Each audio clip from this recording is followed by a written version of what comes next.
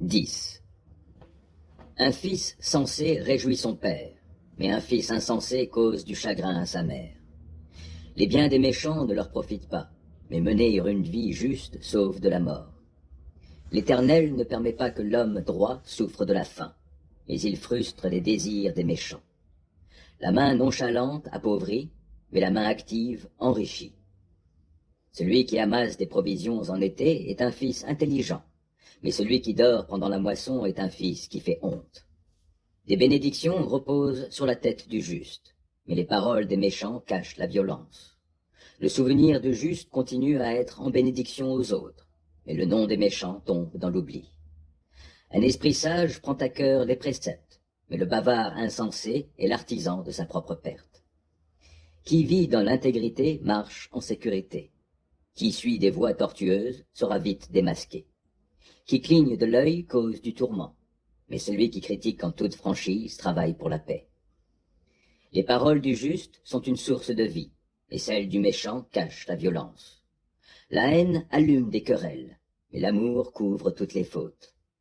La sagesse se trouve sur les lèvres de l'homme sensé, et les coups de bâton sur le dos de celui qui est déraisonnable.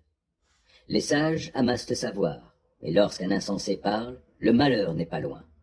La fortune du riche lui tient lieu de place forte, alors que la pauvreté des petites gens fait leur ruine. Le travail du juste le fait vivre. Ce que le méchant gagne sert à faire le mal. Qui tient compte des critiques qu'on lui fait est sur la voie de la vie, mais celui qui fait fi des reproches se fourvoie. Qui cache sa haine a des lèvres menteuses, et qui répand des calomnies est insensé.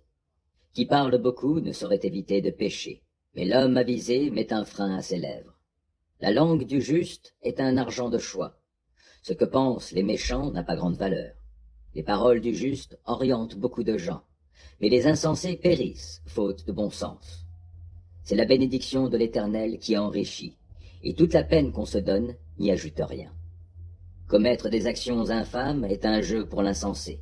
De même, la sagesse l'est pour l'homme intelligent.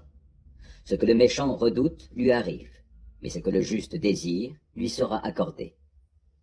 Quand la tempête a passé, le méchant n'est plus, alors que le juste est établi sur un fondement éternel. Comme du vinaigre sur les dents ou de la fumée dans les yeux, tel est le paresseux pour celui qui l'envoie. Craindre l'Éternel prolonge la vie, mais les années du méchant seront abrégées. L'attente du juste débouche sur la joie, mais les espérances des méchants seront déçues. La manière d'agir de l'Éternel est une forteresse pour l'homme intègre, mais elle cause la ruine de ceux qui font le mal. Le juste ne sera jamais ébranlé, et les méchants ne demeureront pas sur la terre. La bouche du juste est féconde en sagesse, mais la langue perverse sera coupée. Les lèvres du juste connaissent la bienveillance, mais la bouche des méchants est perverse.